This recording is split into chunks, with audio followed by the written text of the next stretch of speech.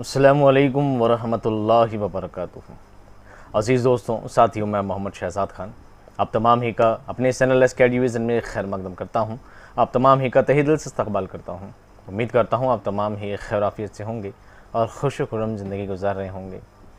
उम्मीद करता हूँ कि आप तैयारियों में जुटे हुए होंगे और उम्मीद करता हूँ इस कामयाबी की राह में चल पड़े होंगे, कोशिशों में लगे होंगे इस एग्ज़ाम को क्रैक करने के लिए, इस नौकरी को हासिल करने के लिए।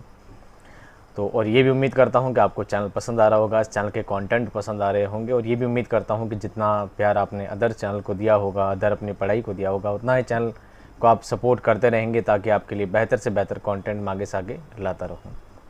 दोस्तों, आज का जो टॉपिक है, टॉपिक का नाम है अफसाना। क्या है अफसाना?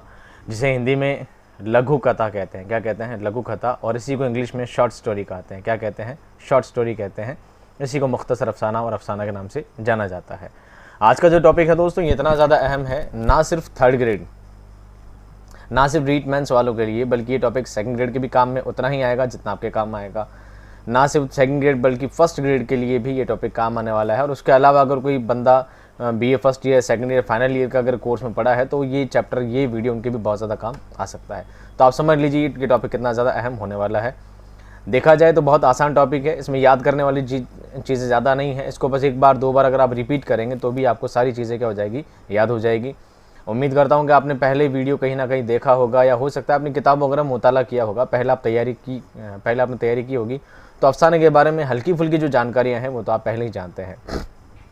बट हमारा जो मोटो है शुरू से यही रहा है कि हम चीज़ों को शुरुआत से बयान करते हैं ताकि आपको हर चीज़ आसानी से, सहल तरीके से आपके दिमाग में सेट हो जाए, सारी बात आपको याद हो जाए। तो कोशिश करूँगा आपको कुछ ऐसे ऑथेंटिक कंटेंट्स लाने की जो आपको एग्ज़ाम में बहुत ज़्यादा फ़ायदेमंद साबित हों।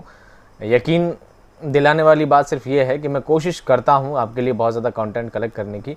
तो ये भी मैं इस बात की दावत तो नहीं कर सकता, लेकिन उम्मीद करता हूँ कि ना सिर्फ थर्ड ग्रेड बल्कि फर्स्ट ग्रेड तक का भी अगर कोई स्टूडेंट इस क्लास को देखेगा तो उसका भी इससे बाहर जाने वाला सवाल कुछ भी नहीं, यानी इससे बाहर कुछ नहीं पूछा जाएगा। ये आप बिल्कुल दिमाग में सेट रखें इस बात को। इस कंटेंट के अलावा बाहर से एक भी सवाल आने वाला आपका नहीं है। आ जाए तो फिर अल्लाह की मर्ज़ी, मैं कोशिश कर सकता हूँ आपके लिए बेहतर कंटेंट लाने की। चलिए दोस्तों, बातों का सिलसिला यहीं ख़त्म करते हैं। और बातों का सिलसिला ख़त्म करने से पहले यही बात है, अगर किसी ने PDF किसी बंदे ने ली है, PDF कोर्स किसी ने ऐड किया है, किसी ने मुझे नंबर भेजे हैं, मैंने उसका नंबर सेव कर लिया है और अभी तक अगर उसे PDF कोर्स में ऐड नहीं किया है तो बराए मेहरबानी आप मुझे एक बार वापस मैसेज कर दीजिएगा कि सर मैंने PDF के लिए चार्जेस पे कर दिए हैं और मैंने नंबर भेज दिए हैं और आपने अभी तक मुझे ऐड नहीं किया है। या कोई बंदा ऐसा है जिसने PDF के लिए मैसेज किया है, नाम, मोबाइल नंबर, सभी डिटेल्स जो मैंने आपको बताई थी वो भेज दिया है और फ़ोनपे का स्क्रीनशॉट अभी तक नहीं भेजा है, तो उसको भी यही बात कहनी कि आप स्क्रीनशॉट भेज दीजिएगा, मुझे मैसेज वापस कर दीजिएगा तो मैं उनको ऐड कर दूँगा। हाँ, PDF में अभी तक प्रिंट का ऑप्शन नहीं है और शायद आगे तक भी ना रहे, तो आपको PDF पढ़ के ही काम चलाना पड़ेगा। बस इतनी गारंटी है कि आपको जितना साफ़ सुथरा मेरे पीछे दिखाई दे रहा है, इतनी ही बल्कि इससे भी ज़्यादा साफ़ सुथरी आपको PDF मिल जाएगी। आप बआसानी उसको पढ़ सकते हैं। थोड़ा लाइट को डिम रखिएगा, बैकलाइट, फ्लैश लाइट जो होती है उसको थोड़ा डिम रखिएगा, आप आसानी से पढ़ पाएंगे, ऐसा कोई दिक्कत नहीं है। एक तरह का बहानेबाजी है। देखो, पढ़ता मैं भी हूँ, ऐसा नहीं कि मैं खुद टीचर हूँ मैं पढ़ता नहीं, मैं भी पढ़ता हूँ, मोबाइल से मैं भी पढ़ाई करता हूँ। इतनी ज़्यादा आँखें भी दर्द नहीं करती है। हाँ, किसी को बीमारी हो तो अलग बात है, किसी का चश्मा लगा हुआ हो तो वो अलग मैटर है, लेकिन हाँ, इतनी आंखें दर्द नहीं करती, आप चाहें तो पढ़ सकते हैं। फिर भी है तो आप क्या करें, PDF सामने रखें, पेपर पेन कॉपी लेकर बैठें और नोट करते जाएं। इसके अलावा दूसरा कोई सोल्यूशन नहीं है, फिलहाल प्रिंट का ऑप्शन नहीं है और आगे इस बारे में विचार करेंगे। चलिए दोस्तों, बातों का सिलसिला ख़त्म करते हैं और चलते हैं आज के टॉपिक की जानिब। आज का टॉपिक है अफसाना। अफसाना जदीद उर्दू नस्र की सिन्फ है। जदीद उर्दू नए ज़माने की उर्दू की एक नई सिन्फ है, नई शैली है। इसमें किसी शख्स की ज़िंदगी के एक पहलू या हालत को ऐसे अंदाज में पेश किया जाए कि पढ़ने वाले पर उसका असर पड़े। अफसाना सिर्फ मनोरंजन के लिए नहीं पढ़ा जाता, बल्कि एक ऐसे मैसेज उसके अंदर दिए जाते हैं कि पढ़ने वाले को उस पर एक इफेक्ट पड़े उस बात का, वो उस बात को गहराई से सोच सके कि क्या चीज़ मैंने इसमें पढ़ी है। अफसाना एक जदीद सिन्फ है जो जदीद तकाज़ों की वजह से वजूद में आई है। जैसे जैसे दुनिया ने डाइवर्जन किया है, जैसे दुनिया आगे बढ़ी है, वैसे ही सिन्फ के दास्तान और नावल का बदला हुआ रूप ही आगे अफसाने की शक्ल में आपके सामने आया है। अफसाना उर्दू में मगरबी अदब से आया है, यानी अंग्रेज़ी अदब से आया है। यानी अफसाना दोस्तों कहाँ से आया है? वेस्टर्न कल्चर से उर्दू में दाखिल हुआ है। अफसाने के मानी कहानी या किस्सा होता है। मुख्तसर अफसाने से कबल उर्दू में नावल का चलन था। अफसाने से जस्ट पहले दोस्तों क्या चीज़ चला करती थी? नावल चला करती थी। बाद में नावल के बाद, नावल के सिन्फ के बाद ही अफसाने राइज हुए हैं, अफसाने आपके सामने आए हैं, मंजर आम हुए हैं। अफसाने की मुख्तलिफ तारीफ़ें, अलग अलग लोगों ने इस अफसाने की क्या क्या तारीफ़ें की हैं आपको याद रखनी है। पहली तारीफ़ बयान करते हैं दोस्तों Edgar Allan Poe. Edgar Allan Poe, क्योंकि अंग्रेज़ों से आई है तो अंग्रेज़ी तारीफ़ करेंगे पहले, बाद में हम लोग तो तारीफ़ बाद में करेंगे क्या अफसाना लिखा है। तो पहली तारीफ़ की है दोस्तों एडगर एलन पो ने क्या की है? एडगर एलन पो ने मुख्तसर अफसाने की तारीफ़ इन अल्फाज में की है कि अफसाना एक नसरी किस्सा है जिसको एक नशिस्त में पढ़ा जा सके, एक नशिस्त, एक बैठक में पढ़ा जा सके, और ये मुतासिर कुन अंदाज में लिखा जाए, मुतासिर कुन, प्रभावशाली और गैर मुताल्लिक बातों को निकाल दिया गया हो और जामियत और वहदत तासुर बाकी रहे। एक नशिस्त में पढ़ा जा सके, वहदत तासुर हो, बहुत ज़्यादा इंटरेस्टिंग हो, एक ही बैठक में पढ़ सके, इंसान को नहीं थोड़ी देर पढ़ा फिर उठ के चला गया फिर आप वापस आकर पढ़ा, ऐसा नहीं हो। अफसाना बहुत शॉर्ट एंड स्वीट हो और एक वहदत तासुर हो, बहुत ज़्यादा प्रभावशाली बातें हो और गैर ज़रूरी बातों को, फालतू की बातों को बिल्कुल हटा दिया जाए। शॉर्ट एंड स्वीट, कम लफ्ज़ों में बातों को प्रभावशाली अंदाज से बयान करना ही अफसाना कहलाता है, ऐसा एडगर एलन पो कहते हैं। उन्होंने एक नशिस्त की मुद्दत से 30 मिनट से 2 घंटे तक बताई है। वो कहते हैं कि एक नशिस्त किसे कहते हैं? 30 मिनट से लेकर 2 घंटे तक की एक नशिस्त मानी जाती है, ऐसा एडगर एलन पो कहते हैं। आगे चेंज हो सकती है, ठीक है। अफसाना एक किस्सा होता है जिसमें किसी एक शख्स की हालत, कैफियत, जज्बा और नफ्सियाती कैफियत को मुतासिर कुन अंदाज में बयान किया जाए। अफसाना एक तख्लीकी बयानिया सिन्फ है, जबकि दास्तान एक बयानिया सिन्फ है, तख्लीकी नहीं है। तख्लीकी कहते हैं रचनात्मक, तख्लीक कहते हैं रचनात्मक सिन्फ नहीं है कौन? दास्तान। लेकिन अफसाना एक रचनात्मक सिन्फ है। अफसाने में किसी एक किरदार या किरदारों के मजमू की जहनी कशमकश को दिखाया जाता है। जहनी कहते हैं माइंडली, यानी जहनी कशमकश, दिमागी कुव्वतों को उजागर किया जाता है। एक इंसान के ख्याल, एक इंसान दूसरे इंसान के बारे में एक वक्त में, ऐसी मुद्दत में, ऐसे केसेस में, ऐसे हालात में एक इंसान दूसरे इंसान के खिलाफ क्या बातें सोच सकता है, क्या साजिश उसके लिए कर सकता है, वो सब बातें अफसाने में बयान की जाती हैं। अफसाने में वाक़यात, किरदार, मुकाले नपे तुले अंदाज में बयान किए जाते हैं। नावल ज़िंदगी का कुल होता है जबकि अफसाना ज़िंदगी का जुज़ होता है। अब कुल और जुज़ क्या है? जब नावल लिखा जाता है तो नावल में किसी भी एक इंसान की हालात ज़िंदगी पेश की जाती है, बिल्कुल ओरिजिनल होती है, फेक नहीं होती है, असली बातों को उसमें शामिल किया जाता है। तो नावल भी असली चीज़ें होती है। जीवन का कुल यानी जीवन के बहुत बड़े हिस्से को, सारी चीज़ों को मिलाकर संग्रहित करके नावल में पेश किया जाता है, जबकि अफसाना उसका एक जुज़ है, उसका सिर्फ एक हिस्सा मान लीजिए।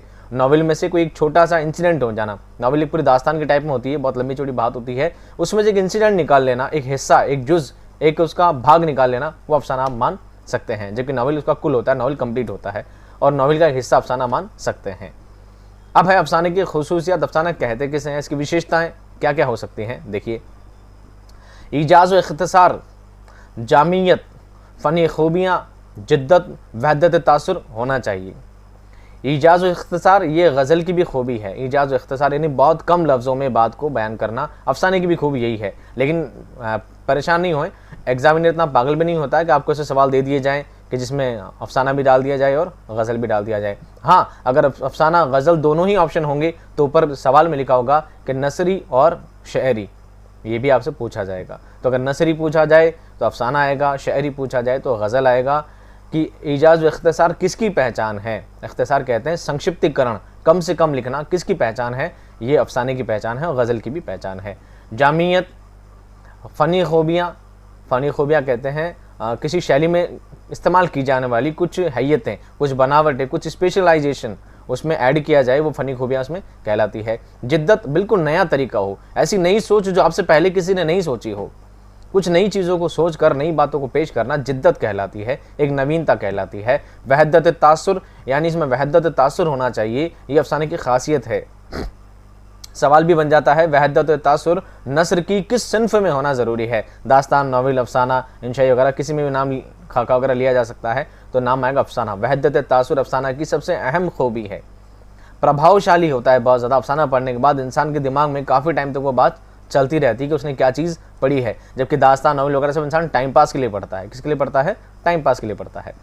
वहदत तासुर से मुराद ख्यालात में बिखराव नहीं होना चाहिए। ख्यालात में बिखराव नहीं होना चाहिए। वहदत तासुर से मुराद पढ़ने वाले पर अफसाने का एक असर होना चाहिए। एक मैसेज आप दे रहे हैं अफसाने में, तो इंसान को पढ़ने के बाद उस मैसेज को एक्सेप्ट करने वाली बात होनी चाहिए। वो उस अफसाने को पढ़ने के बाद ये बात जाने कि हाँ मैं सही कर रहा हूँ या मैं गलत कर रहा हूँ, क्या मुझे भी ज़िंदगी ऐसी जीनी चाहिए। नहीं हो सकता है जो अफसाने में नतीजा ये हुआ है, अफसाने में जो बातें सामने पेश आई है, क्या पता कल ये बातें मेरे साथ भी पेश आ जाए, है ना। ये बातें अफसाने में बताई जाती हैं। अफसाना ऐसी कहानी होती है जिसमें किसी एक वाक़या, एक लम्हा, एक किरदार या किसी एक नफ्सियाती कैफियत को कहा जाता है या दिखाया जाता है। दास्तान, नावल, मुख्तसर अफसाना, बारी बारी, यानी दुनिया जब चली थी सबसे पहले चलती थी दास्तान, दास्तान के बाद नावल आया, नावल के बाद मुख्तसर अफसाना आए। इन तीनों में बुनियादी फ़र्क क्या है, मैं एक एक लाइन में आपको बताना चाहूँगा। तीनों चीज़ें क्या है, अब मैं वर्बली बताता तो आप कंफ्यूज हो जाते, और ये लिखा इसलिए है ताकि वो मेरे स्टूडेंट जो PDF फॉर्मेट रखते हैं अपने पास, तो जब मेरे बताने के बाद और भूल भी जाते हैं तो कम से कम उनके पास लिखित में चीज़ें रहेंगी, तो पढ़ के वापस चीज़ों को रिवाइज कर सकेंगे, याद कर पाएंगे। इसलिए मैंने चीज़ें टाइप यहाँ पर कर दी है। हो सकता है वीडियो 1 घंटे की जगह 1.5 घंटे का हो जाएगा, इससे ज़्यादा क्या होगा, लेकिन उनके पास ये सारा कंटेंट रहेगा और आप भी इस चीज़ों को लिख पाएंगे। सबसे पहले आती दास्तान। ये ख्याली है, मनगढ़ंत और फर्जी कहानियाँ होती हैं, लेकिन अपने दौर की तहजीब को पेश करती हैं। ये भी इसके लिए अहम सवाल बनता है कि कौन अपनी दौर की तहजीब को पेश करता है। तहजीब के तहत सभ्यता को, कल्चर को, है ना, संस्कार को, सब तहजीब में आते हैं। कौन पेश करता है? दास्तान पेश करती है। दास्तान जब लिखी जाती है तो दास्तान पूरी मनगढ़ंत होती है। दास्तान पूरी कैसे होती है दोस्तों? मनगढ़ंत होती है, फेक होती है, सारी कहानियाँ बिल्कुल फ़ौकुल फितरी होती है, यानी सारी बातें काल्पनिक होती है, जिनका कोई असल ज़िंदगी से कोई लेना देना नहीं होता है। सिर्फ आदमी टाइम पास के लिए, अपने मनोरंजन के लिए पढ़ा करता है, दास्तानों को सुना करता है। लेकिन एक खास बात है कि ये उस ज़माने की असलियत पेश करती है। दास्तान किस दौर में लिखी गई है, तो वो चीज़ आपके सामने पेश की जाती है। आगे इस चीज़ को मैं और डीपली बता दूंगा आपको। दूसरा आता है नावल। ये हकीकी कहानियाँ होती है और इंसानी ज़िंदगी से जुड़े तमाम मसाइल और उनका हल पेश करती है। नावल भी दास्तान की तरह होते हैं, इसमें भी लंबी चौड़ी कहानियाँ होती है, बहुत डिटेल के साथ बयान की जाती है। बस फ़र्क ये है, दास्तान फेक कहानियाँ हैं, काल्पनिक है। नावल हकीकत की ज़िंदगी में आज के दौर में कैसी बातें, कैसे हालात इंसान के साथ पेश आ सकते हैं, किन हालात से वो गुजर सकता है, वो सब बातें नावल में पेश की जाती है। ठीक है, तो नावल में असली कहानियाँ होती है, उन कहानियों में मसले बयान की जाते हैं, कैसे ऐसे केसेस होते हैं दुनिया में।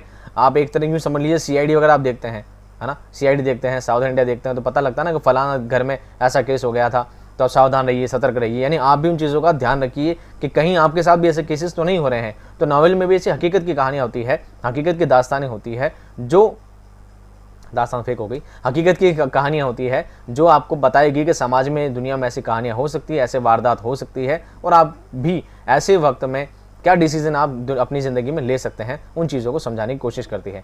और आखिरी चीज़ है मुख्तसर अफसाना, जिसे लघु कथा, शॉर्ट स्टोरी भी कहते हैं। ये क्या होती है? ये महज एक कहानी होती है, सिर्फ एक कहानी, जिसमें ज़िंदगी से जुड़े हुए किसी एक वाक़े, एक लम्हे या एक पहलू को मुतासिरकुन अंदाज में पेश किया जाता है। यानी यूँ समझ लीजिए पूरी लंबी चौड़ी कहानी नहीं होती, इसमें पूरी लंबी चौड़ी कहानी नहीं होती है। बस इसमें यूँ समझ लीजिए किसी बात को, किसी एक इंसिडेंट को, किसी एक घटना को आपके सामने पेश कर दिया जाता है, किसी घटना को पेश कर दिया जाता है बहुत प्रभावी अंदाज से, बहुत ही प्रभावी अंदाज से।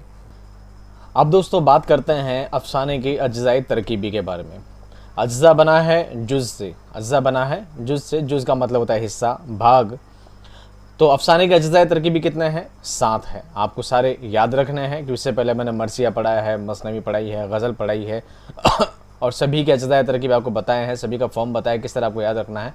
तो आपको ये चीज़ भी क्या रखनी है, याद रखनी है। आप चाहें तो इसका स्क्रीनशॉट ले सकते हैं, साथ में मेरी फ़ोटो भी आ जाएगी, तो आप स्क्रीनशॉट करके सेव कर लीजिएगा। तो आप स्क्रीनशॉट करके सेव कर लीजिएगा, याद करने की कोशिश कीजिएगा। ये सवाल आपसे पूछे जा सकते हैं और कोई सा भी एक आपको निकाल के दे दिया जा सकता है कि बताइए कौन सा अफसाने का है या कौन सा नहीं है।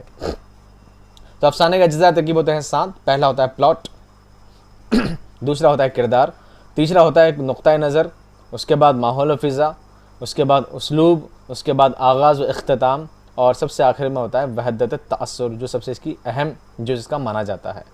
तो आपको बारी बारी सब याद रखने हैं। हालांकि इन सभी को डिटेल में मैंने पूरा टाइप किया है, फॉर्मेट में पूरा टाइप किया है, तो आप चाहें तो वहाँ से याद कर सकते हैं।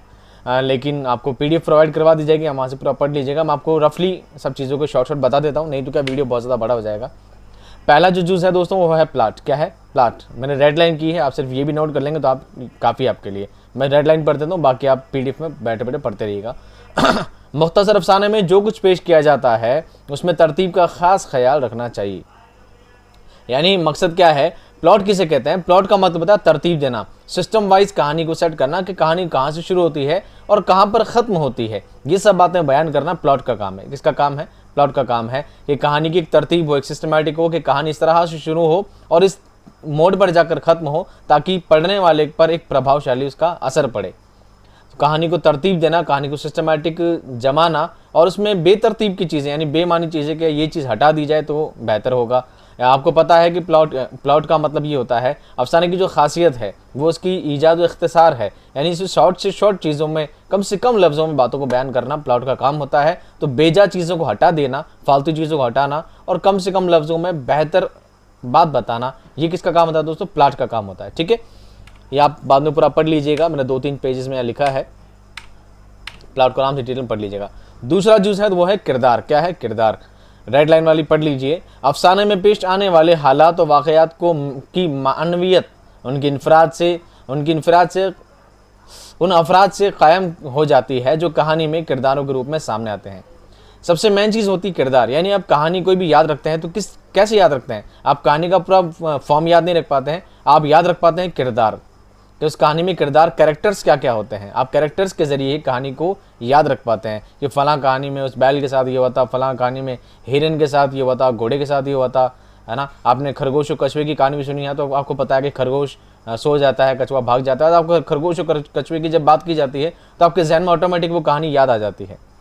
जब शेर चूहे की बात की जाती है तो आपको ऑटोमेटिक कहानी याद आ जाती है कि हाँ वो शेर चूहे में क्या होता है, शेर फंस जाता है, चूहा उसकी जाल काट देता है। तो ये बातें किरदार से याद आती है कि किरदार को इतना ज़्यादा मौसर अंदाज में पेश किया जाए, इतना ज़्यादा प्रभावशाली, इतना इफेक्टिव पेश किया जाए कि आदमी के जहन में वो हमेशा के लिए क्या कर जाए, घर कर जाए। ये चीज़ होती है किरदार निगारी। ये क्या होती है? किरदार निगारी। और ये अफसाने के लिए बहुत अहम माने जाते हैं।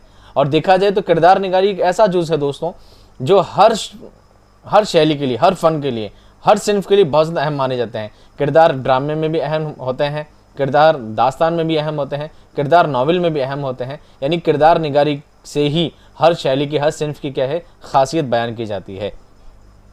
आप डिटेल में पूरा पढ़ लीजिएगा, मैंने 2-3 पेजेस में टाइप किया है, आप आराम से PDF ले लीजिएगा और बाद में आराम से पढ़ते रहिएगा। मैं आपको इस जुज़ के बारे में बता देता हूँ। तीसरा होता है दोस्तों नुक्ता नज़र। क्या होता है? नुक्ता नज़र। नुक्ता नज़र क्या चीज़ है? गाइडलाइन पढ़िए। हर फनकार कोई ख़ास नुक्ता नज़र रखता है और उस नुक्ता नज़र की पेशकश के लिए फ़नकार अपनी तख्लीक को जन्म देता है। नुक्ता नज़र कहते हैं इंसान की सोच को क्या हर इंसान सोच कर रखता है। देखिए टीचर्स सभी होते हैं। एक टीचर का काम होता है दिन की खिदमत करना, एक का काम होता है पैसा कमाना, एक का काम होता है नेम और फेम कमाना, एक का काम होता है लोगों के दिल में जगह बनाना। सबका अलग अलग एक फॉर्म, एक नज़रिया होता है। ऐसे ही एक मुसन्निफ़ के जहन में एक थाट होता है, एक सोच होती है कि मेरा मकसद है मैं गरीब लोगों की भलाई करूं, मेरा मकसद है मैं लोगों में देशभक्ति उजागर करूं।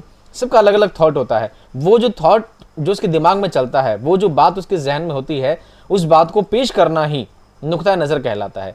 मान लीजिए हम प्रेमचंद की अगर बात करते हैं तो मुंशी प्रेमचंद का तरीका क्या था? वो देहाती ज़िंदगी को जानते थे कि देहाती ज़िंदगी में कैसे कैसे मसाइल एक इंसान की ज़िंदगी में पेश आते हैं, एक गरीब इंसान की ज़िंदगी में कैसे हालात होते हैं, वो सब बातों को जानते थे, समझते थे।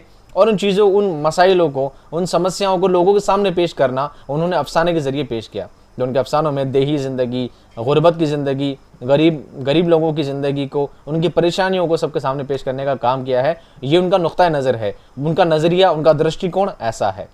तो ये भी अफसाने के लिए अहम माना जाता है। आप पढ़ लीजिएगा।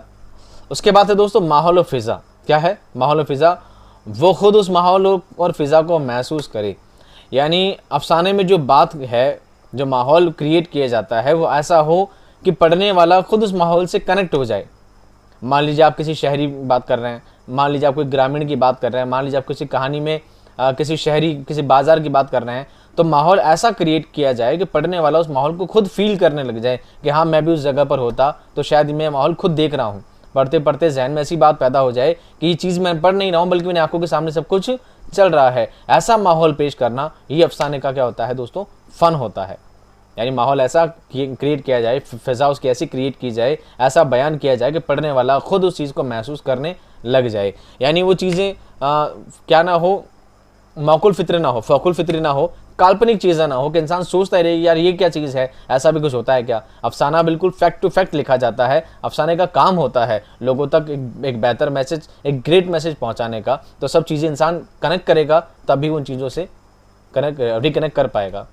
अगला जो है दोस्तों उस्लूब बयान। क्या है उस्लूब बयान, क्या है देख लीजिए। अफसाने का कैनवस बहुत छोटा होता है, इसलिए ज़रूरी है कि कम से कम लफ्ज़ों में ज़्यादा से ज़्यादा बात कह दी जाए। उस्लूब बयान का, उस्लूब का मतलब होता है ढंग, तरीका। क्योंकि हर सिन्फ का अपना एक तरीका है, अपना एक पैटर्न है, अपना एक फॉर्म है। अफसाने का भी एक फॉर्म है। अफसाने का फॉर्म है शॉर्ट। क्या है, मुख्तसर अफसाना। नाम ही क्या इसका, मुख्तसर अफसाना, शॉर्ट अफसाना, शॉर्ट स्टोरी। यानी बात को ऐसे पेश किया जाना चाहिए कि इसमें बेज़रूरी बातों को अगर अलग कर दिया जाए, कम से कम लफ्ज़ों में बात करने का फ़न हो, यही अफसाना कहलाता है। अफसाने के लिए बहुत ज़्यादा ज़रूरी है, अफसाने के लिए ये बात बहुत ज़्यादा ज़रूरी है। अफसाना बना ही इसलिए है कि शॉर्ट स्टोरी इसलिए बनी है कि कम से कम लफ्ज़ों में, यानी आदमी का टाइम ख़राब ना हो। मान लीजिए इस अफसाने और नावल में फ़र्क क्या है। नावल में भी कहानी होती है, एक दास्तान होती है, ठीक है। आप उसको पढ़ने बैठोगे, इतना मोटा नावल होता है, डाइजेस्ट होता है इतना मोटा। आपने कुछ पन्ने पढ़ लिए, पढ़कर आप उठ के चले गए, फिर आप अपने दुनियावी काम में लग गए, फिर वापस आए, आप फिर खोल के बैठे, फिर कहानी से आपका कनेक्ट करेंगे। आप बार बार उठेंगे, बार बार पढ़ेंगे, बार बार उठेंगे, बार बार पढ़ेंगे, तो आप उस चीज़ को कनेक्ट ही नहीं कर पाओगे। जब तक नावल आपका खत्म होगा, आपके दिमाग में सिर्फ कहानी रह जाएगी। अच्छा कहानी हुई थी क्या। जब तक मैं समझता हूँ आखिरी चीज़ों को पढ़ेंगे, आप शुरुआत की चीज़ें तो भूल ही जाएंगे कि आपने शुरू में चीज़ें पढ़ी ही क्या थी। हकीकत यही होता है कि जब तक इंसान आखिरी तक पहुँचता है, शुरू चीज़ भूल जाता है। इसलिए अफसाने को झोल ना पैदा हो, अफसाने में एक झोल ना पैदा हो, उस झोल से बचाने के लिए इसमें उस्लूब बयान ज़रूरी है। इसका उस्लूब होना चाहिए शॉर्ट, यानी कम से कम बातों में, कम से कम लफ्ज़ों में अच्छी से अच्छी बात पेश की जाए, ताकि पढ़ने वाला जल्द से जल्द उसको पढ़ पाए, कम से कम लफ्ज़ों में बेहतर पढ़ पाए, और उसके दिमाग में, उसके जहन में वो कॉन्सेप्ट क्लियर हो जाए जिसकी ज़रूरत आपको समझाने की पड़ रही है। उस्लूब बयान के बाद दोस्तों आगे है आगाज़ व इख्तिताम। ये भी बहुत अहम है। क्या है देखिए, कहानी का आगाज़ ऐसा होना चाहिए कि पढ़ने वाला फ़ौरन मुतवज्जो हो जाए और उसके दिल में यह ख्वाहिश पैदा हो जाए कि आगे क्या होने वाला है, ये ख्वाहिश आखिर तक बाकी रहे। सस्पेंस जिसे कहते हैं ना, उसे आगाज़ इख्तिताम कहते हैं। कहानी का आगाज़ ऐसा होना चाहिए, स्टार्टिंग में ही लाइन ऐसी होनी चाहिए, पढ़ने वाला पढ़ते पढ़ते बोले यार क्या कहानी है, कहानी की शुरुआत ही कहाँ से हो रही है, तो वो फटाफट कनेक्ट हो जाए, उस सब बातों को भूल कर उसका दिमाग पूरा कहाँ चले जाए, कहानी में घुस जाए, वो खुद कहानी में खुद घुस जाए। ये होता है आगाज़ व इख्तिताम। और उस थोड़ा थोड़ा पढ़ने के बाद जैसे जैसे वो कहानी को पढ़ता रहे, उसके जहन में ये बात चलती रहे, अब आगे क्या होने वाला है, अब आगे क्या होने वाला है, अब आगे क्या होने, वो पढ़ता जाए, यहाँ तक कि वो सस्पेंस कायम रहे और लास्ट में जाकर सारा सस्पेंस ओपन हो और लास्ट में जाकर पता लगा अरे यार ऐसा हो गया क्या। ये चीज़ कंटिन्यू उसके जहन में चलती रहेगी, तब जाकर उस पर एक प्रभाव पड़ेगा, जब तक वो खुद उसके बारे में सोचता रहेगा। नहीं तो टाइम पास के लिए तो पढ़ता रहे इंसान, नावल पढ़ ले, दास्तान पढ़ ले, टाइम पास के लिए पढ़ता रहे। आप जब तक उसमें सस्पेंस क्रिएट नहीं होगा, तब तक वो आगे से आगे पढ़ने के लिए मुतवज्जो नहीं होगा। इसलिए आगाज़ इख्तिताम बहुत ज़रूरी है कि इतना बेहतरीन तरीके से आगाज़ किया जाए कि पढ़ने वाला फट से क्या हो जाए, मुतवज्जो हो जाए, कनेक्ट हो जाए। और ऐसा इख्तिताम होना चाहिए, ऐसी जगह पर ख़ात्मा होना चाहिए कि अफसाना पढ़ने के बाद भी उसके दिमाग में सब बातें चलती रहे, वो उस मैसेज को समझ सके, अपनी ज़िंदगी में उतार सके। आखिरी और सबसे आखिरी जुज़ है वहदत तासुर। ये अफसाने का सबसे अहम जुज़ है। आपसे सवाल पूछा जा सकता है, ऑप्शंस दिए जा सकते हैं कि अफसाने का सबसे अहम जुज़ कौन सा है। वहदत तासुर है, आगाज़ व इख्तिताम है, ठीक है, प्लॉट है, किरदार निगारी है, क्या है। तो आपको याद रखना है अफसाने का जो सबसे अहम जुज़ है वो है वहदत तासुर। रेड लाइन देख लीजिए, अफसाना पढ़ने वालों के सामने इस अहद या तहजीब का पूरा नक्शा आ जाए, यही चीज़ क्या है, वहदत तासुर है। यानी अफसाना पढ़ने वाला इंसान जो अफसाना पढ़ रहा है, वो अफसाना पढ़ने के बाद भी उसमें तासुर बयान हो, ऐसा प्रभावशाली चीज़ें उसमें पेश की जाए कि इंसान के दिमाग में हमेशा के लिए चीज़ें सेट हो जाए। उस कहानी को पढ़ने के बाद उसके दिमाग में ये बातें सेट हो जाए। अरे मान लीजिए बिल्कुल हम कॉमन वे में इस बात को समझना चाहें कि हमने खरगोश और कछुए की कहानी पढ़ी, ना तो खरगोश और कछुए से हमारी कोई दिल लगी है, ना खरगोश और कछुए से हम कुछ हासिल करते हैं, ना हमने उसे पाला है, पोसा है, ना हमने उनको कभी ज़्यादातर देखा भी है। खरगोश और कछुए देखने को भी नहीं मिलते नॉर्मली, कि रोज़ गली में दिख जाते हैं हम देखते रहते हैं, ऐसा भी नहीं होता। लेकिन खरगोश और कछुए की कहानी से मैसेज क्या मिलता है कि खरगोश और कछुए दोनों दौड़ लगाते हैं और खरगोश आगे जाकर सो जाता है और कछुआ धीरे धीरे चल जाता है। ये बात हमें इस बात का मैसेज देती है कि ज़िंदगी में इंसान को कामयाब होना है तो भले ही धीरे रफ्तार हो, लेकिन कंटिन्यू होनी चाहिए।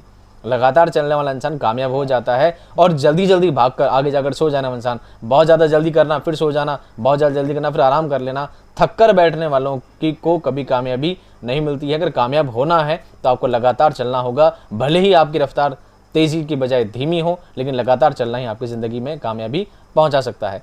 तो ये बात आपके दिमाग में सेट हो गई खरगोश और कछुए की कहानी से। कहानी भले ही आपको याद नहीं हो, लेकिन आप फ़ौरन उन चीज़ों को याद करके खरगोश कछुआ लेते ही आपके ज़हन में बातें याद आ जाती है। ये जो मौसिर बयानी कहलाती है, ये कहलाता है वहदत तासुर। और ये अफसाने की सबसे अहम जुज़ है कि इंसान एक बार कहानी पढ़ ले और ज़िंदगी भर उसके दिमाग में बातें चलती रहे जो उसने उस टाइम पढ़ी थी। समझ में आ गई सारी बात। यहाँ पर दोस्तों होता है एक बार टॉपिक का ओवर। यहाँ पर टॉपिक क्या होता है आपका ओवर। अब जो बात है दोस्तों, अब है अफसाने का आगाज़ वर्ते का, कि अफसाना शुरू कैसे हुआ, कहाँ से शुरू हुआ, उर्दू में कैसे आया, अंग्रेज़ी में कहाँ से था, क्या इसकी खासियतें हैं, किस तरह स्टार्ट हुआ और कहाँ पर जाकर ये ख़त्म हुआ। तो ख़त्म तो नहीं हुआ, अफसाना तब से शुरू है और आज तक चल रहा है और इंशाल्लाह आगे भी चलता रहेगा। तो अफसाने के बारे में क्या चीज़ें हैं, बहुत ज़्यादा अहम है। आइए बारी बारी उन बातों को पढ़ते हैं, समझते हैं। ठीक है, मुख्तसर अफसाना यानी शॉर्ट स्टोरी की इब्तिदा करने वाले वाशिंगटन इरविन है। कौन है दोस्तों? वाशिंगटन इरविन है। ये अमेरिका के रहने वाले थे। इसका मतलब अफसाना शॉर्ट स्टोरी सबसे पहले कहाँ स्टार्ट हुई थी, कहाँ से शुरू हुई थी? अमेरिका से। कहाँ से हुई थी? अमेरिका से। उन्होंने सबसे पहले 19वीं सदी में स्केच बुक लिखकर मुख्तसर अफसाने की इब्तिदा की। स्केच बुक नाम का अफसाना लिखा और वहाँ से अफसाने की क्या हुई है, शुरुआत हुई है। हालांकि सवाल पूछा नहीं जाएगा, पर फिर भी आप इसको याद रखें।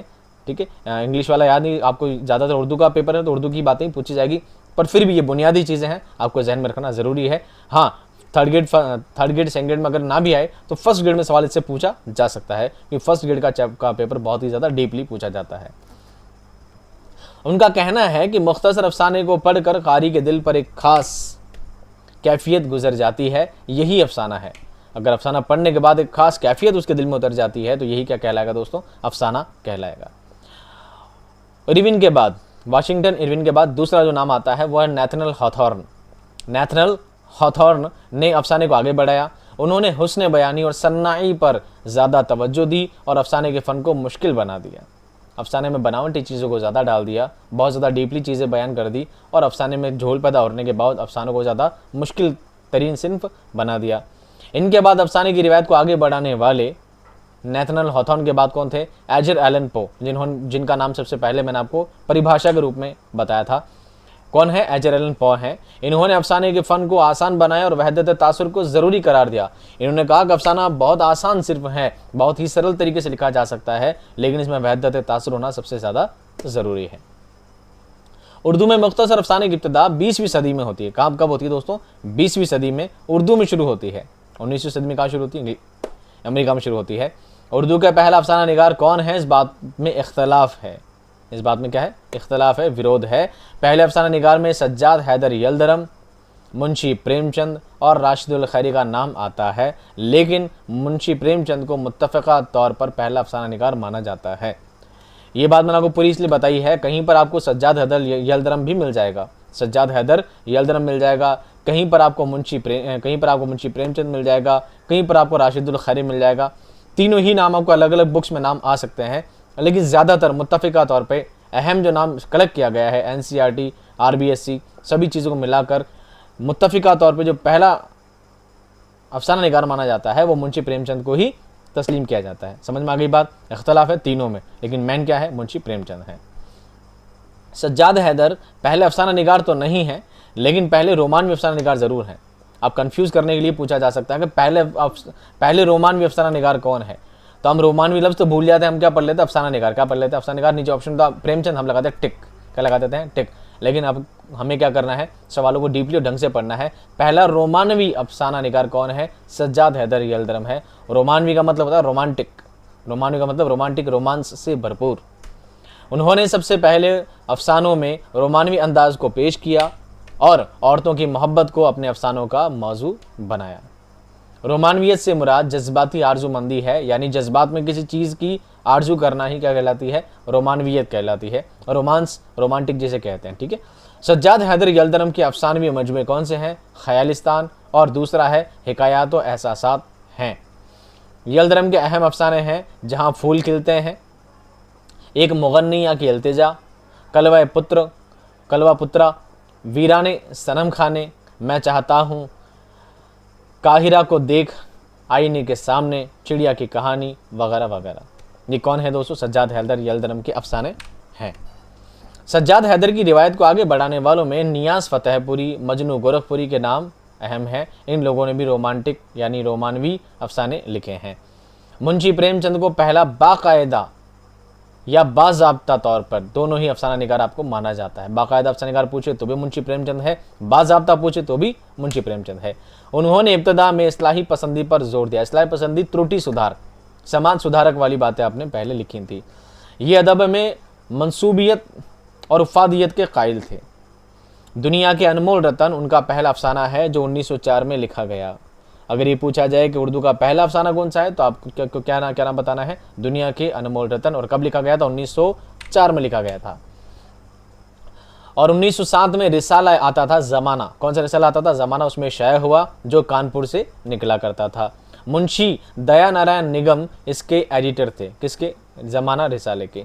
उन्होंने सबसे पहले अफसानों में देहाती मसाइल और दही ज़िंदगी को, हालात को पेश किया। देहाती ज़िंदगी, ग्रामीण क्षेत्र की ग्रामीण चीज़ों को, गांव की चीज़ों को आपने पेश किया। गांव की समस्याओं को आपने अपने अफसानों का मौजू बनाया, विषय बनाया।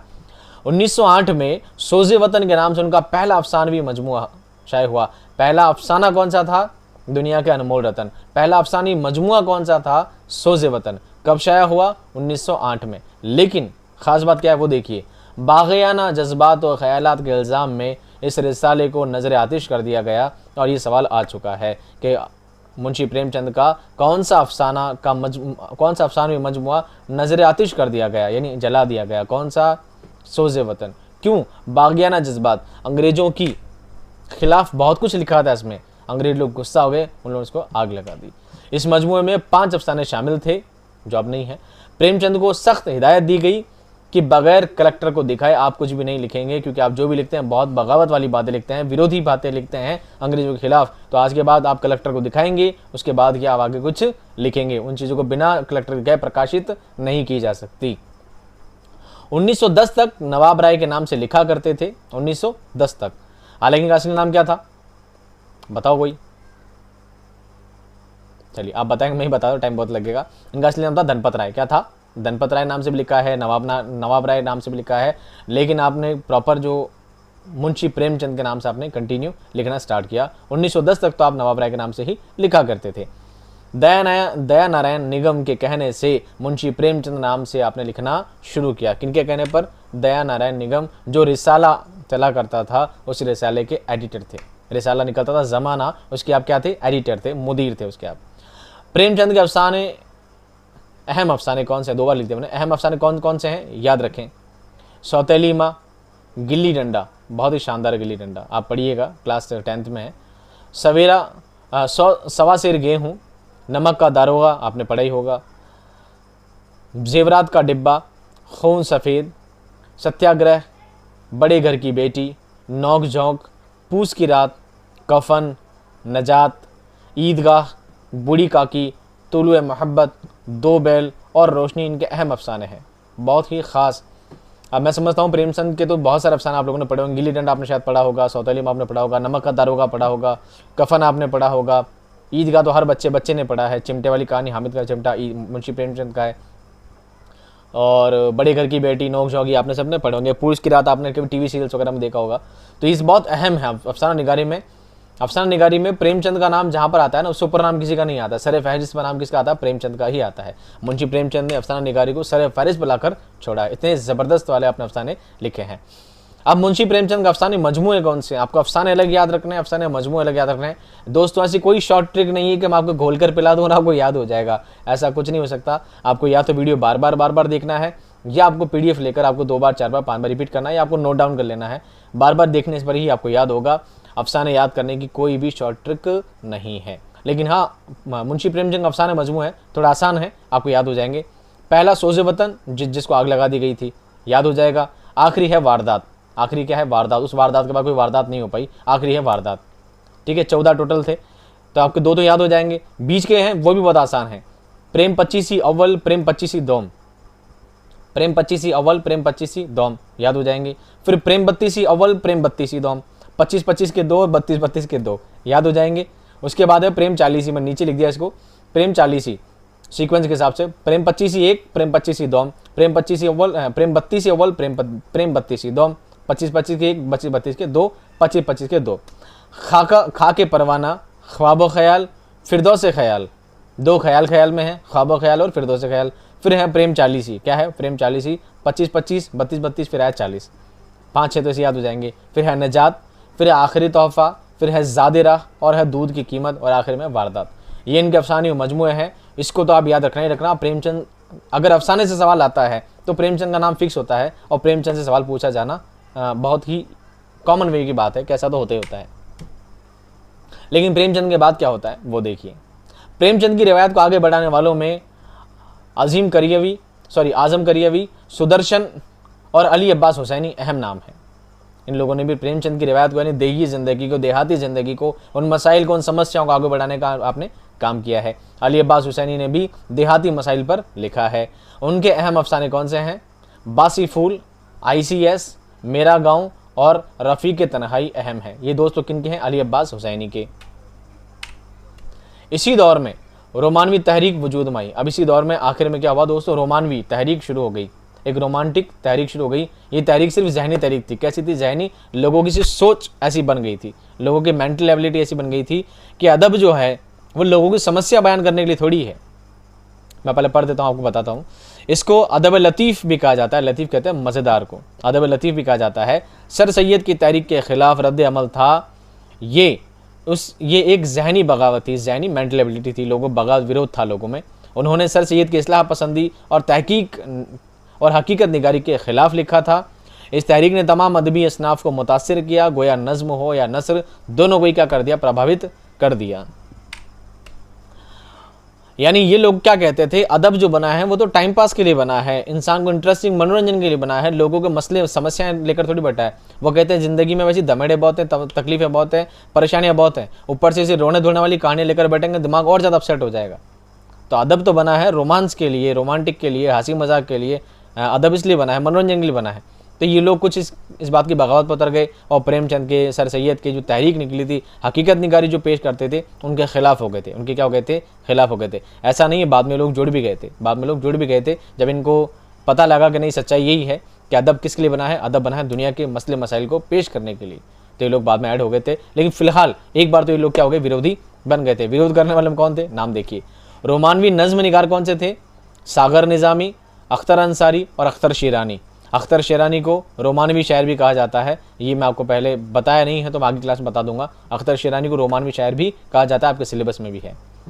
रोमानवी अफसाना निगार कौन से थे? नियाज़ फतेहपुरी, उपेंद्रनाथ अश्क, अली अख्तर और कृष्ण चंद्र। कृष्ण चंद्र भी बहुत ज़बरदस्त नाम के, बहुत पायदार अफसाना निगार हैं। अगर अफसाना निगारी में अगर फर्स्ट नाम मुंशी प्रेमचंद का है तो सेकंड नाम तो कृष्ण चंद्र का ही आता है सबसे ज़्यादा। बहुत ज़्यादा अजीम अफसाना निगार हैं आप भी। ये भी पहले रोमानवी अफसाना निगार थे, बाद में ये हकीकत निगारी में आ गए थे। ये सभी बाद में तरक्की पसंद तहरीक से जुड़ गए थे, पहले विरोध करते थे। नियाज़ फतेहपुरी के अफसानों में खामोशी और सुकूत के बजाय हैजान और इज़्तिराब की कैफियत पाई जाती है। नियाज़ फतेहपुरी ने जो अफसाने लिखे हैं उसमें खामोशी, आराम, सुकून वाली बातें नहीं है, बल्कि क्या, एक बेचैनी सी, एक इज़्तिराब, एक अचंभित, आश्चर्यजनक चीज़ों को वो क्या करते हैं? पेश करते हैं। इनके अफसानों में निगारिस्तान, बहारिस्तान, एक शायर का अंजाम, शिहाब की सरगुज़िश्त, सहरा का गुलाब, मोहब्बत की देवी, ज़ाहिर मोहब्बत और कुर्बान गाह, ये क्या है? अहम है। हिजाब इम्तियाज़ अली ताज भी रोमानवी अफसाना निगार रहे हैं।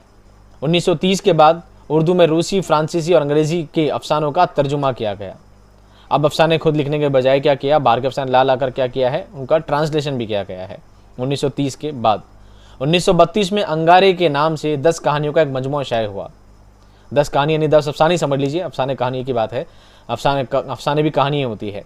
अंगारे नाम का कब हुआ था दोस्तों? शाये हुआ था 1932 में हुआ था। इसमें 10 कहानियाँ थी और 10 कहानी किस किस की थी ये भी याद रखो, जिनमें सज्जाद ज़हीर की 5 कहानियाँ थी, अहमद अली की 2, महमूद ज़फ़र की 1 और रशीद अहमद के 2 अफसाने यानी 2 कहानियाँ शामिल थी। तो 5 और 2 7, 1 8 और 2 10, टोटल 10 कहानियाँ इसमें शामिल थी। इन कितनी कहानियाँ थी?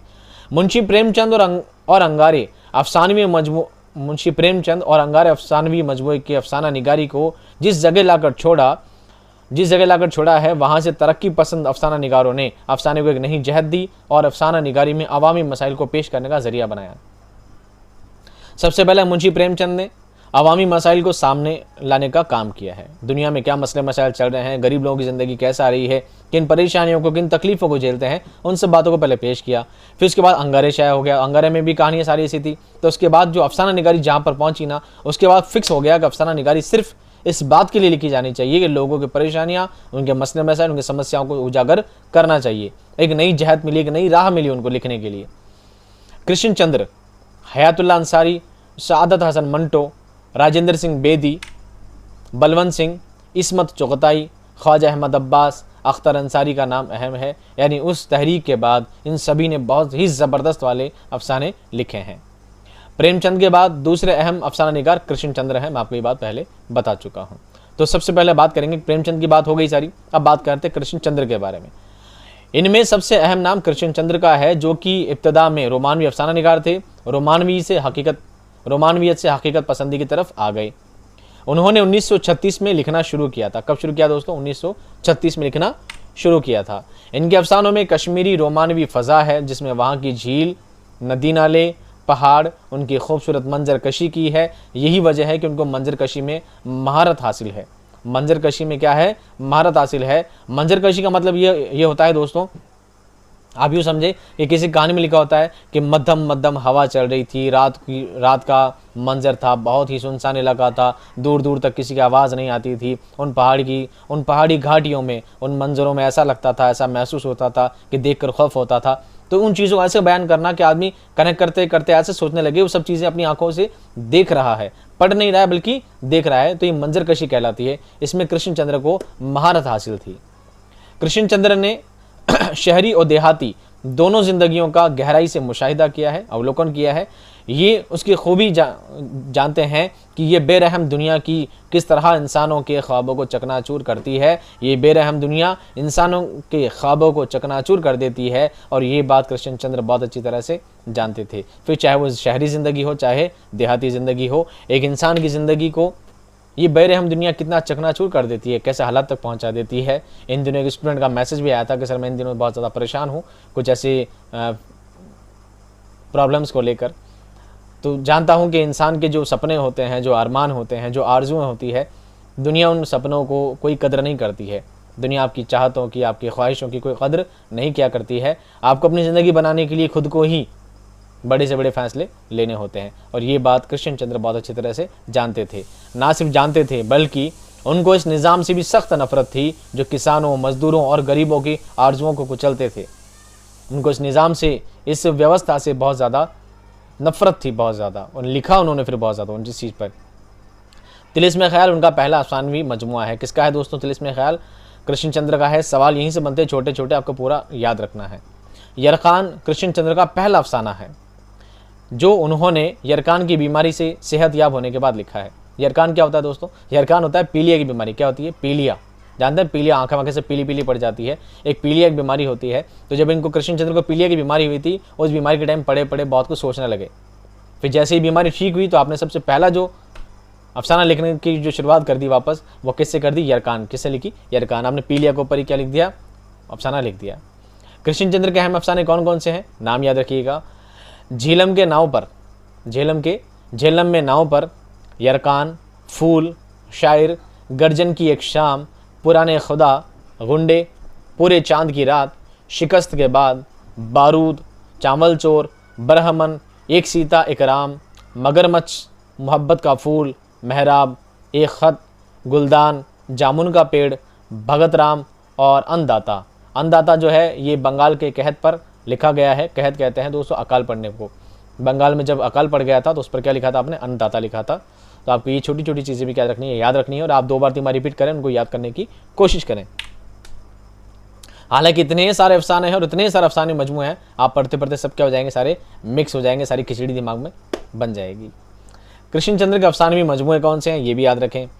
तिलिस्म ख्याल, नज़ारे, ज़िंदगी के मोड़ पर, अन्नदाता, एक गिरजा, एक खंदक, अजंता से आगे, आधे घंटे का खुदा, हम वहशी हैं, दिल किसी का दोस्त नहीं, मैं इंतज़ार करूँगी, यूक्लिप्स की डाली, यूक्लिप्स फूल को कहते हैं। हाइड्रोजन बम के बाद 2 फरलांग लंबी सड़क, बहुत शानदार मजमून है, पढ़िएगा आप इस अफसाने को। बालकनी, कालू भंगी, महालक्ष्मी का पुल, गर्जन की एक शाम, टूटे हुए तारे, हुस्न हैवान, ये सभी आपके क्या है दोस्तों अफसानवी मजमू है। इसके बाद दोस्तों नाम जो आता है वो है राजेंद्र सिंह बेदी। राजेंद्र सिंह बेदी सरदार जी हैं और पंजाब की हालत को आपने बयान किया है। इनके बाद राजेंद्र सिंह बेदी का नाम अहम है, उनका लहजा धीमा और चेखव से मुमासिल है। अब चेखव कौन है? आपने एक ना मजमून पढ़ा होगा, एक अफसाना पढ़ा होगा, ए लेटर ऑफ गॉड। क्या पढ़ा होगा? ए लेटर ऑफ गॉड नहीं पढ़ा होगा तो आपने पढ़ा होगा खुदा के नाम खत, कि एक बंदा होता है जो एक चिट्ठी लिख देता है, चिट्ठी लिखता है कि मेरी फसल चौपट हो गई है, ए खुदा मैं बर्बाद हो चुका हूँ और मुझे 100 रुपये बाई पोस्ट मास्टर के लिख कर भेजिएगा, मुझे पैसे भेजिएगा। कहानी पढ़ी होगी ना। ये कहानी दोस्तों लिखी है Anton Pavlovich Chekhov. Anton Pavlovich Chekhov बहुत शानदार अफसाना निगार हैं। उन्होंने ये कहानी लिखी थी और काफ़ी सारी किताबों में शामिल है। खुदा के नाम खत उन्होंने लिखा है, लेटर ऑफ गॉड, इसको खुदा के नाम खत के नाम से उर्दू में भी शामिल किया गया, तर्जुमा किया गया है। तो इनका लहजा बिल्कुल किसके जैसा है? बिल्कुल चेखव के जैसा है। तो मैंने बता दिया चेखव कौन है, एंटोन पाव्लोविच चेखव इनका पूरा नाम है। उनसे मुमासिल, उनके जैसा ही है, बिल्कुल धीमापन है लेकिन बातों में बहुत ज़्यादा गहराई है, बातों में बहुत ज़्यादा गहराई है।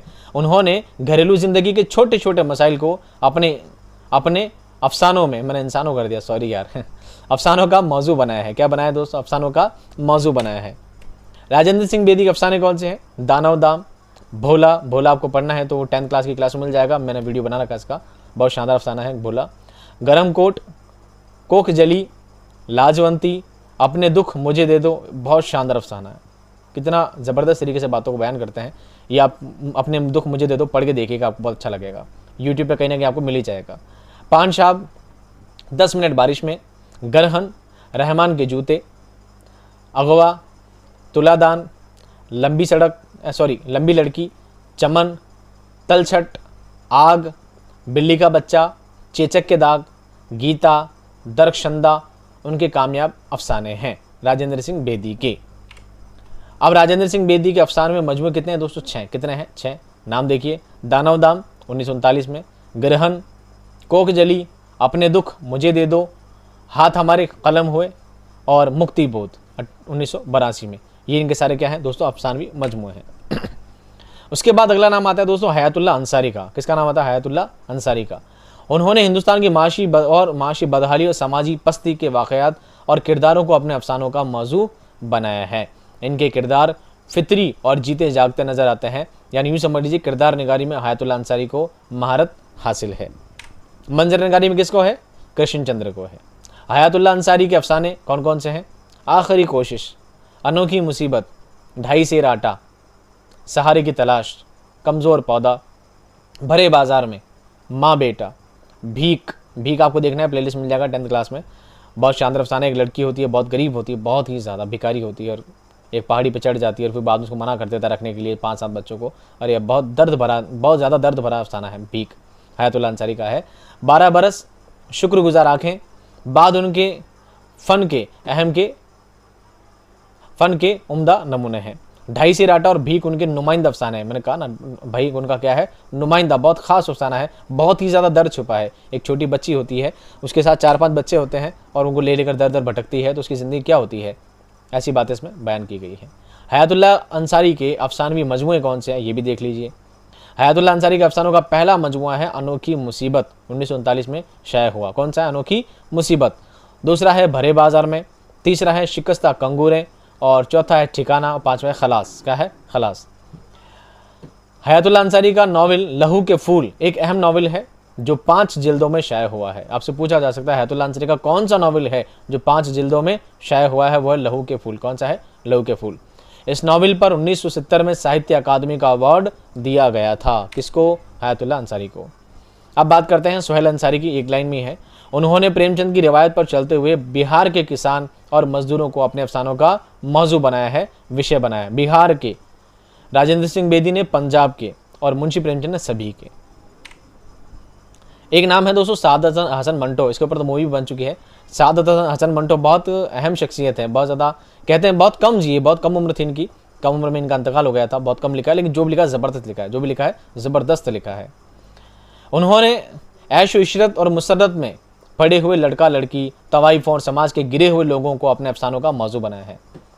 लड़का लड़की जो बिल्कुल कहते हैं ना, फहाशी में डूबे पड़े हैं, मदमस्त हो रखे हैं, दुनिया की फिक्र नहीं है, ना जाने किन हुड़दंग में पड़े, क्या कहते हैं, अपनी ज़िंदगी बसर कर रहे हैं, ऐसे लोगों को, तवाइफ़ों को, समाज के गिरे हुए तबकों को आपने अपने मजमून का क्या बनाया है, विषय बनाया है, अपने अफसानों का विषय बनाया है। उन्होंने बड़ी बेबाकी, बिल्कुल निडरता के साथ और जुर्रत के साथ ऐसी किरदार निगारी की है कि किरदार निगारी के बादशाह कहलाए। किरदार निगारी क्या कहलाए? बादशाह कहलाए। कौन? साद हसन मंटो। लेकिन इनके अफसानों की हकीकत और यानियत और फहाशी तक पहुंच गई है। यही वजह है कि इन पर फहाशी का इल्ज़ाम भी लगा और उसके बाद उन पर मुकदमा भी चला। उनके बदले क्या चला? मुकदमा चला। फहाशी कहते हैं दोस्तों बोल्डनेस को। क्या कहते हैं? बोल्डनेस को। आपने देखा होगा, एक होती है मूवीज़, एक होती है वेब सीरीज़। एक होती है मूवीज़, एक होती है वेब सीरीज़। मूवीज़ में चीज़ें नॉर्मल बताई जाती हैं, बातों को बनावट के तौर पर बताया जाता है, लेकिन वेब सीरीज़ होती है रियलिस्टिक। हकीकत में इंसान गालियाँ भी बोला करते हैं, थोड़ा ओपनली चीज़ें भी हुआ करती है, वो सब चीज़ें बयान की जाती है। तो बताइए वेब सीरीज़ क्यों थिएटर में नहीं आ पाती? सेंसर पास क्यों नहीं करता? इसलिए नहीं करता, उसमें बोल्ड चीज़ें ज़्यादा है, उसमें बोल्डनेस थोड़ी ज़्यादा है, इसलिए वो चीज़ें आम नहीं हो पाती है। तो यही बात मंटो की भी है। मंटो ने चीज़ों को रियल बयान किया है कि हकीकत में दुनिया ऐसी ही है। आप चाहे बनावट के तौर पे इन चीज़ों को कैसे बना बिगाड़ कर तोड़ मरोड़ के पेश कर दें, लेकिन सच्चाई यही है कि दुनिया में ऐसी गंदी चीज़ें, गलत चीज़ें भी हुआ करती हैं। उनको अपना विषय बनाकर लिखते थे और इस चीज़ को क्या क्या नाम दे दिया? फहाशी का। ये फहाश है, बोल्ड ज़्यादा है, इनमें क्या कहते हैं? अश्लीलता ज़्यादा है। फहाशी कहते हैं अश्लीलता, उनकी चीज़ों में अश्लीलता ज़्यादा है, इसलिए उन पर केस लगा दिया गया। उन पर क्या हो गया? केस लगा दिया, मुकदमा चला उनके ऊपर। मंटो के अहम अफसाने कौन से हैं दोस्तों? नाम देख लीजिए, आपने काफ़ी सारे पढ़े होंगे। टोबा टेक सिंह नाम सुना होगा। मुजील, नया कानून पढ़ना है तो 10th क्लास की प्लेस मिल जाएगा आपको, बहुत शानदार है। मंगू कोचवान के ऊपर पूरा केस है। टेढ़ी लकीर, वो, सड़क के किनारे, फरिश्ता, जेब का कफन, चौदहवीं का चांद, काला कानून, नंगी आवाज़ें, भंगन, लाइसेंस, शांति, 10 रुपए, जानकी, मिस्र की डली, मम्मी, बाबू गोपीनाथ और धुआं, ये उनके क्या हैं? अफसाने हैं। याद करिएगा, पढ़िएगा। मंटो के अफसाने में मजमुए दर्जा झेल हैं। कौन कौन से अफसाने मजमुए? ये भी देख लो। आतिशपारे, धुआं, अफसाने और ड्रामे, लज्जत संग, ठंडा गोश्त, याद रखना ठंडा गोश्त इंपॉर्टेंट है।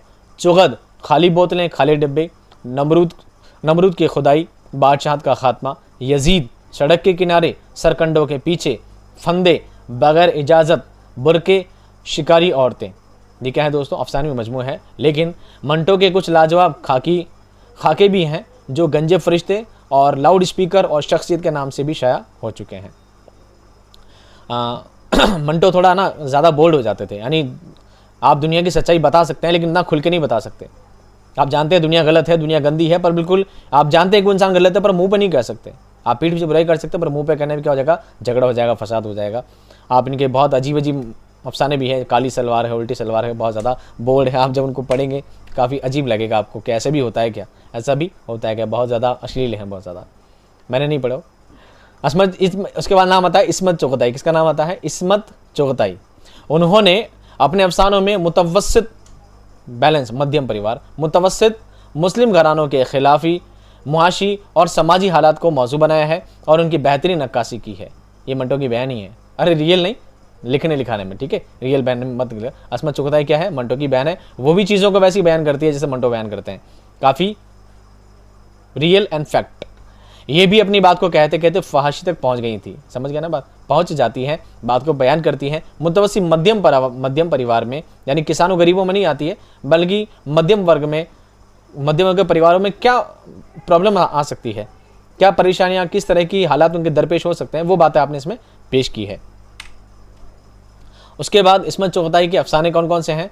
चौथी का जोड़ा, नन्ही की नानी, लिहाफ, कलियां का पहला अफसाना है। चोटें, छुई मुई, 2 हाथ, सास, घूंघट, 3 अनाड़ी, ख्वाबों का शहर, छोटी आपा, पेशा, फूफी, कंवारी, सोने का अंडा, जवानी वगैरह। अब आप नाम देखिए, जवानी, चढ़ती जवानी, कैसे नाम है, तो आप समझ लीजिए किस तरह की इसमें केसेस हो सकते हैं। इस्मत के अफसानों का मजमुआ कौन सा है?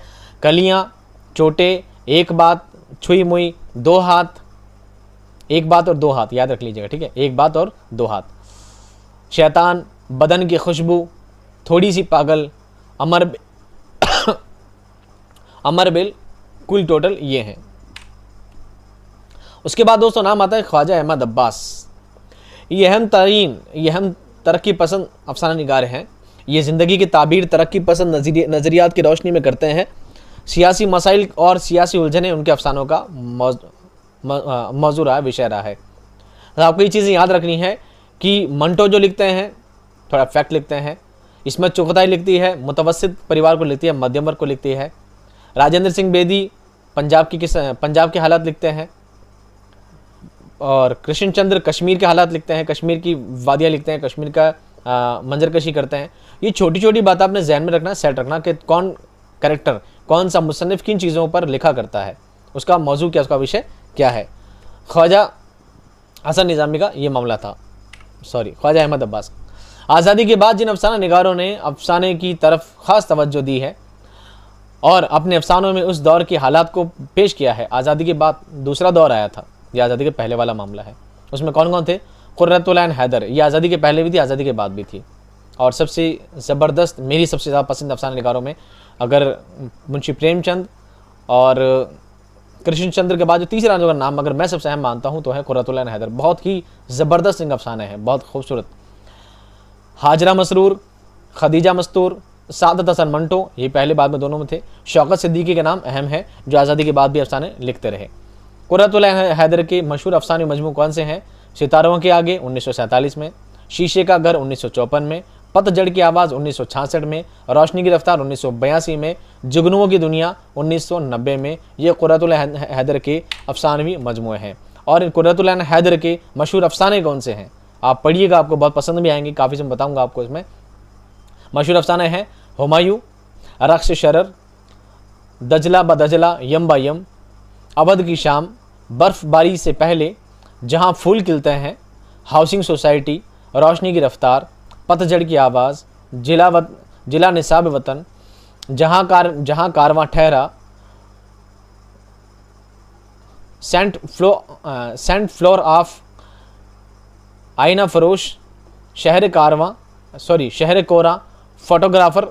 पढ़ना है तो आप 12th क्लास की प्लेलिस्ट मिल जाएगा, फोटोग्राफर कितना खूबसूरत अफसाना है।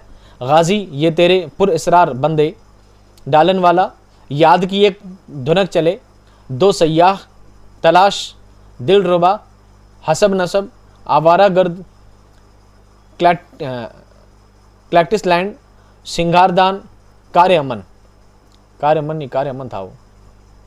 ये सभी क्या दोस्तों इनके अफसाने हैं। अब बात करते हैं ख्वाजा अहमद अब्बास के अफसानी मजमू कौन कौन से हैं। एक लड़की, पाँव में फूल, ज़ाफ़रान के फूल, मैं कौन हूँ, मैं शहजाद खान हूँ, कहते हैं जिसको इश्क, दिया जले सारी रात, पेरिस की एक शाम, गेहूँ और गुलाब, 20वीं सदी की लैला मजनू, नई धरती और नए इंसान। ये ख्वाजा अहमद अब्बास के अफसानवी मजमूए हैं। अब बात करते हैं टॉपिक को ख़त्म करने की। यहाँ पर आपका टॉपिक क्या होता है, ख़त्म होता है। मैं पढ़ देता हूँ आज आखिरी की 2-4 लाइनें। 1960 के बाद अफसाने का अंदाज़ बदल गया। 1960 के बाद देश आज़ाद हो गया, अब हालात पहले जैसे नहीं रहे, तो क्या हुआ, अंदाज़ थोड़ा चेंज हो गया। 1960 में उर्दू में अलामती अफसाना निगारी का आगाज़ होता है, यानी ऐसी कहानी जो अलामतों के ज़रिए तैयार की गई हो, जब किसी कहानी को अलामतों के ज़रिए से तैयार किया जाए तो अलामती अफसाना कहा जाता है। इस दौर में अलामती अफसाने के साथ तजरीदी अफसाने का भी रिवाज हुआ। बताता हूँ अलामती अफसाने में किस्सा, किरदार और पस मंज़र सब कुछ अलामती होते हैं। इनमें बात को इनडायरेक्ट अंदाज में कहा जाता है। अलामती अंदाज का चलन 1990 तक पूरे ज़ोर शोर से रहा। अलामती अफसाना निगार में अहम नाम इंतज़ार हुसैन, सुरेंद्र प्रकाश, बलराज, अनवर सज्जाद और नैयर मसऊद का नाम अहम है। ये सारी बातें दोस्तों आपको क्या रखनी है, याद रखनी है। अलामती का मतलब होता है किसी चीज़ को एक अलामत के तौर पे पेश करना और पूरी दुनिया को उसमें शामिल कर देना। इस वक्त मुझे इसका नाम याद नहीं आ रहा, बब्बू है, भुट्टो है, ऐसे कोई है, एक अफसाना ही शायद राजेंद्र सिंह का अफसाना ही है। उसमें क्या होता है, वो रिक्शे वाला होता है। कौन होता है? रिक्शे वाला होता है। और वो रिक्शा लेकर जाता है, एक बंदा होता है जो रिक्शा लेकर जाता है, यानी हाथ गाड़ी होती है, ठेला वगैरह होता है, तो ठेला लेकर घसीटता रहता है। और घसीटते उसको याद आती है बात कि मैं कितना गरीब हूँ, मेरा बाप कितना गरीब था और मैं ऐसा गरीब हूँ, मेरी औलाद भी गरीब रहेगी, क्या मेरी पूरी ज़िंदगी ऐसी निकल जाएगी? क्या मेरी मदद कोई करेगा नहीं, उसके मन में ख्याल चलते रहते हैं और वो क्या एक जगह रुक जाता है मन में सोचते सोचते, तो उसके पीछे बहुत बड़ा ट्रैफिक लग जाता है, बहुत बड़ा ट्रैफिक लग जाता है। तो अलामती तौर पर बताते हैं कि ट्रैफिक लगने से बहुत लोग रुक जाते हैं, बहुत लोग रुक जाते हैं। कोई बच्चे स्कूल जाते हैं वो रुक जाते हैं ट्रैफिक लगने से, कोई बहुत बड़ा नेता मीटिंग में जाने वाला होता है, कोई फौजी अपने काम पे जाने वाला होता है, कोई अफसर अपने ऑफिस जाने वाला होता है, वो सभी लोग रुक जाते हैं। तो बाद में अफसान अलामती तौर पे कहते हैं कि मानिए उस रिक्शा वाले के रुकने से पूरी दुनिया रुक गई। तो हकीकत में बयान क्या करना चाहते हैं, बयान ही करना चाहते हैं कि एक मजदूर तबका अगर दबता जाएगा, मजदूर तबका, गरीब तबका दबता जाएगा, तो ना सिर्फ गरीब तबका दबेगा बल्कि पूरी दुनिया रुक के रह जाएगी। अगर आप सोचिए दुनिया के सारे मजदूर काम करना छोड़ दें तो बताओ दुनिया का निज़ाम पॉसिबल है? नहीं, दुनिया की व्यवस्था क्या हो जाएगी? रुक जाएगी। ऐसी ही बातों को क्या कहते हैं? अलामती कहते हैं। क्या कहते हैं? अलामती, यानी बातों को एक इंसान को बताना कुछ और है और निशानदेही किसी और चीज़ की करनी है, वही अलामती अफसाने कहलाते हैं। इसके बाद दोस्तों अफसाना निगार, ये अफसाने इतना ही आएगा, सवाल आपके इतने आएंगे, जवाब इतने ही आएंगे। इसके बाद अफसाने की तारीख, अफसाने का इतिहास मैंने कुछ 8-10 पेज में और अपने लिहाज से और लिखा, एक्स्ट्रा और मजमून लिखा है मैंने पूरा इसके ऊपर। तो ये मैं जिनको PDF दूंगा वो बैठ कर आराम से पढ़ लेंगे इसको। आपके लिए इतना पढ़ना जरूरी नहीं। 1 2 3 4 5 6 7 8 9, रुक कैसे गया, 9 10 एक पेज में है। टोटल 72 पेजेस के अंदर हैं और ये आप 10 एक पेज बाद में पढ़ लेना, आपकी ये भी काम आएंगे, कहीं ना कहीं इनसे भी सवाल हो पूछा जा सकता है। उम्मीद करता हूं दोस्तों इतना लंबा चौड़ा टॉपिक आप समझ में आ गया होगा, पसंद आया होगा। अगर वीडियो पसंद आया तो वीडियो लाइक जरूर कर दिया कीजिए। लाइक करने से पैसे कुछ नहीं लगते हैं, बस एक मोटिवेशन मिलता है, अच्छा लगता है वीडियो बनाना। और कमेंट्स में आप अपनी बातें लिखते रहिए। आपको जो भी क्यूरीज आती है, जो समस्याएं आती है, आप मुझे ज़रूर बताइएगा। मैं कोशिश करूंगा आपके लिए बेहतर से बेहतर वीडियो और बनाते रहने की। इसके अलावा भी आपके लिए जो क्यूरीज हो, जो सवाल हो, कमेंट बॉक्स में मुझसे ज़रूर पूछिएगा। मैं हमेशा तैयार रहूँगा आपके जवाब देने के लिए। मिलता हूँ दोस्तों एक नए टॉपिक के साथ, एक नए वीडियो के साथ, शानदार कंटेंट के साथ। तब तक खुश रहिए, आबाद रहिए। खुदा हाफिज़।